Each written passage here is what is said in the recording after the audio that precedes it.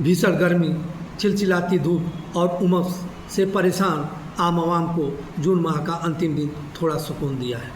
आसमान में काले बादल छाए हुए हैं, रह रह कर बारिश की फुहारें पड़ रही हैं।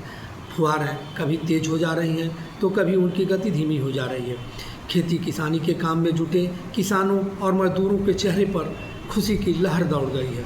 किसान आह्लादित हैं कि अब वह धान की खेती बेहतर कर सकेंगे।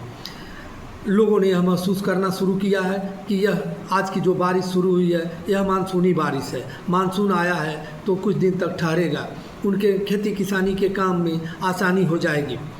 जो लोग बुरी तरह डर गए थे कि अगर इसी तरह धूप होती रही, गर्मी पड़ती रही तो धान की रुपाई अगर कराएंगे तो उनकी फसलें सूख जाएंगी। फसलों को बचाने के लिए पंपिंग सेट से पानी चलाना पड़ेगा, पानी चलाने पर खर्च ज़्यादा आएगा। बावजूद इसके उन्हें यह भी चिंता सता रही थी कि अगर पानी चलाकर वह फसलों को कुछ दिन तक बचा भी लेते हैं तो लगातार अगर सूखे की स्थिति बनी रहेगी तो फसलों को बहुत दिनों तक बचा पाना मुश्किल हो जाएगा, बल्कि इधर जो पानी चलाएंगे, खर्च उठाएंगे, वह कर्ज के रूप में तब्दील हो जाएगा।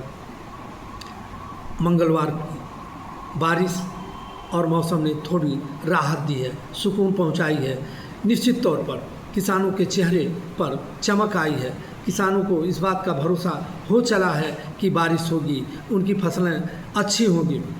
सबसे बड़ी बात, आज जिला आपदा प्रबंधन प्राधिकरण से मिली जानकारी के अनुसार नदियों का जलस्तर भी बढ़ रहा है। आज सुबह जो सूचना मिली है उसके मुताबिक घाघरा, कुआनो, रोहिन और राप्ती का जलस्तर बढ़ रहा है। यह सुकून देने वाली बात है। निश्चित तौर पर आसपास के इलाके में बारिश हो रही है जिसकी वजह से नदियों का जलस्तर बढ़ रहा है। गोरखपुर में भी बारिश शुरू हो गई है। गोरखपुर के ग्रामीण इलाकों से भी जो सूचना है, आसमान में बादल छाए हैं, रह रह कर बारिश की बूंदें पड़ रही हैं। निश्चित तौर पर यह सुकून देने वाली सूचना है।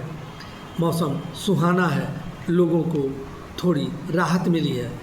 बारिश होगी, खेती अच्छी होगी, खेती अच्छी होगी तो किसान खुशहाल होंगे।